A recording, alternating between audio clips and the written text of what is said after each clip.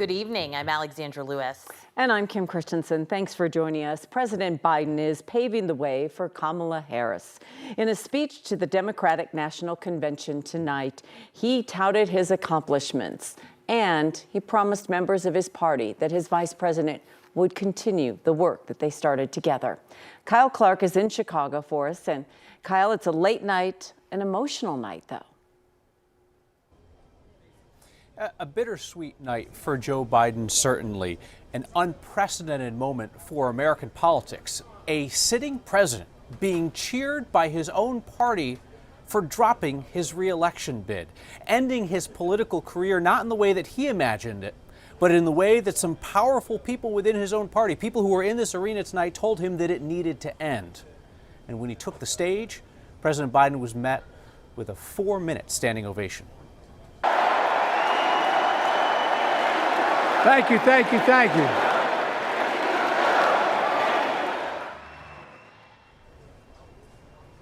Biden was emotional at that overwhelming welcome. He defiantly leaned into a detailed defense of his administration's record on job creation, rebuilding infrastructure, confronting polluters, and defending Ukraine against Russian aggression.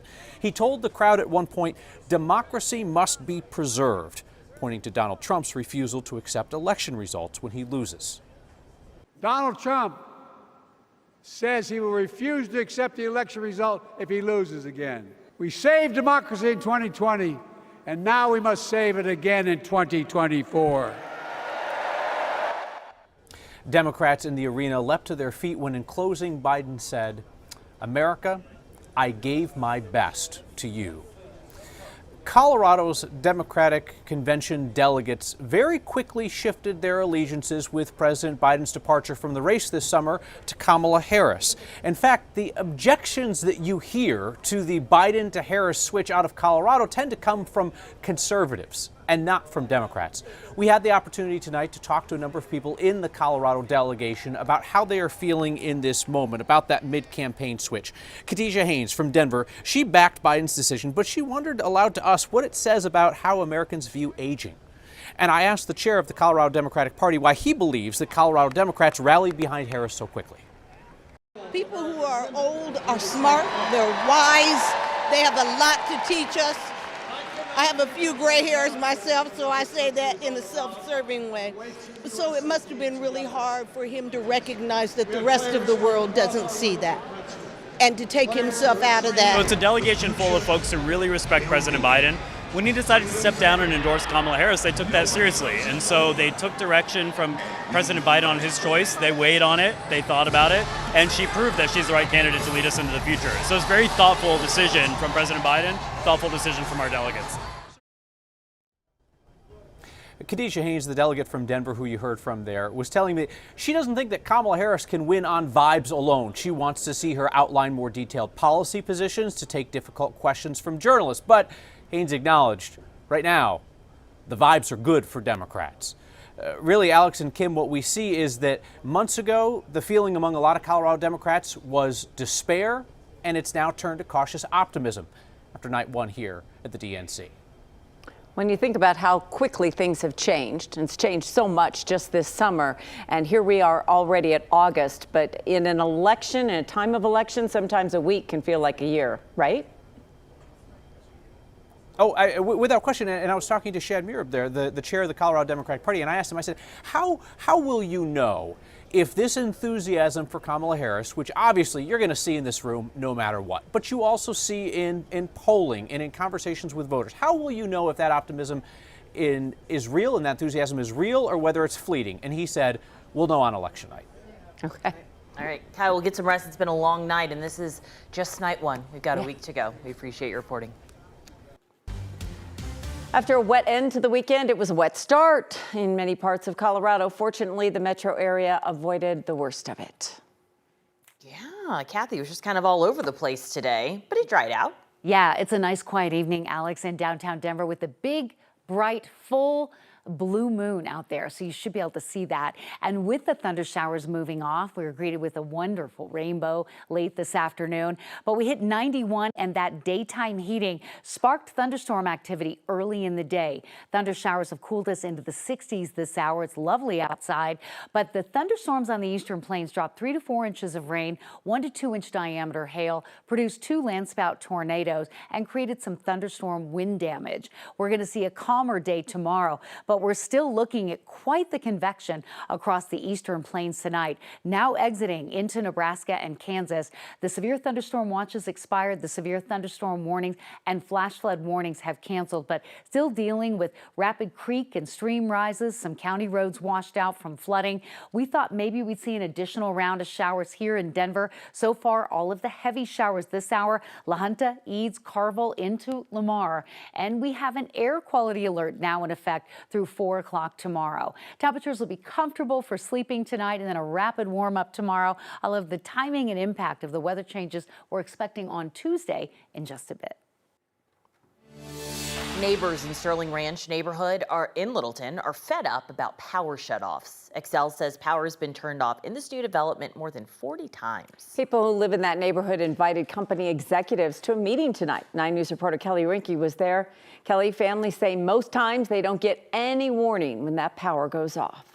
Frustration has been boiling in this relatively new community for quite some time. Excel says they are looking and working on solutions, and they hope that residents will see more stable service sometime in mid to late October.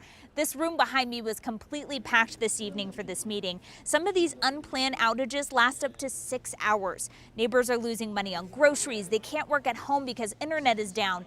Excel attributes the issues to growth in the area, heat, and wildfire mitigation efforts. Residents just want to see this problem fixed. Could you please explain your plan to ensure more frequent assessments in the future? Can you allocate money to the Sterling Ranch neighborhood for there to be some sort of compensation? You spoke a lot about communication, about you have recognized it, but yet we still don't see the improvement of it. Excel is expanding a substation, which they hope will reduce outages by 90%. They also found more than 300 defects on 2 feeders that serve this neighborhood. The company's president answered questions for more than an hour. He was still talking to residents after the meeting, so we spoke to the regional vice president. You just have vegetation that hits the lines. And so what Sterling Ranch has experienced is the convergence of all of these different factors that is complicating and causing these outages. That is not typically what we see in our other communities. When the risk for wildfire is high, Excel says their power lines will be on a more sensitive setting, so unplanned outages can happen. Meteorologists do help them determine when those settings will be turned on, and the company says there is an opportunity to improve communication and let residents know when those settings will be turned on. In Douglas County, I'm Kelly Rinke, 9 News. In November, voters will decide whether to increase Denver's sales tax to fund affordable housing. In a 9-4 vote today, City Council sent the proposal to the ballot. It would add 5 cents to every $10 spent. Mayor Mike Johnston says it would bring in $100 million a year. He unveiled the proposal last month.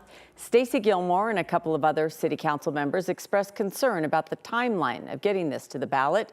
She says she asked the mayor to put it off until spring. I can't explain what this is going to look like to my constituents. If others can, God bless you, good for you, but I can't, and that makes me gravely uncomfortable to refer this to the ballot. For the mayor's team. Council members approved an amendment to automatically end the sales tax hike after 40 years if voters approve. Kids in Colorado's largest school district went back to class today, thousands of them without air conditioning. 9 News reporter Rachel Krause is in Denver, where the district says after years of talking about this, they've got a plan now to change this, though. On the November ballot, voters will decide on a $975 million bond for DPS. It won't raise your taxes, but it would approve funding to make sure that all schools without air conditioning get it. On the first day of school with DPS, it's a tale of 2 temperatures. We do the best we can. We have these loud brown swamp cooler fans at a couple of places in the hallway. Goldrick Elementary Principal Taryn Rawson knows this time of the year can get sticky. It's really tough. To then come to a workplace where it's like really physically uncomfortable too is a bummer. And most importantly, we're worried about our kids. We want them to be excited to be back at school. We want them to be able to focus and do their best learning in the first few days. And that's a lot to ask of them when they're sweaty and tired and it's 94 degrees in their classroom. Kids keep water bottles close by, everyone doing what they can to keep cool. So I think about what clothes can I buy that look professional but allow as much breathability as possible. I always say if it was okay for a principal to wear a bikini, that's probably what I would wear, but that's not okay. So I look on the rack for just the right kind of outfit. Goldrick is one of 29 DPS schools without AC. That's 21,000 kids trying to learn in the August heat. Scott Pribble with DPS says plans are underway to change that. The board last week approved in a unanimous vote to put a bond initiative on the ballot for this November. And if that is approved, then the remaining 29 schools will all have air conditioning in a short amount of time after that. In November, Denver will vote on the $975 million bond. With high temperatures keeping classes here hot the rest of the week, Rawson's hopeful voters will support a cool school for every DPS kid in the years to come. These students are just as brilliant and just as worthy, and their futures are full of just as much promise, and so they deserve facilities that are just as nice and just as well equipped to handle this hot Denver climate we have at the end of the summer. If voters approve the measure, it could still take years to get air conditioning into all remaining 29 schools. That's because HVAC upgrades are needed in the buildings, and crews are only able to get 7 or 8 of those done at a time during summer breaks. Still, DPS says they are committed to getting air conditioning into all 207 schools. In Denver, Rachel Krause, 9 News.